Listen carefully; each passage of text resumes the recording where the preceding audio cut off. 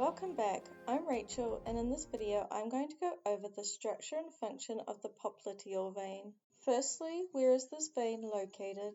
The popliteal vein is located on the posterior surface of the knee on each leg. If we look more closely at the veins on the posterior view of the right knee, we can see this vein highlighted in red. Where does this vein originate? This vein originates and receives blood as a continuation of the posterior tibial vein. This vein also originates and receives blood from the anterior tibial vein and the small saphenous vein. What is the course of this vein? This vein is short and runs superiorly up the posterior of the knee region.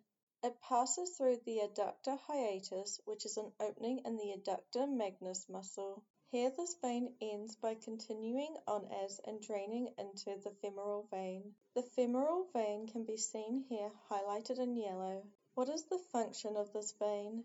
This vein's main function is in the transportation of deoxygenated blood from the lower leg to the upper leg. From this vein the blood runs through the femoral vein and onwards on its way back to the heart.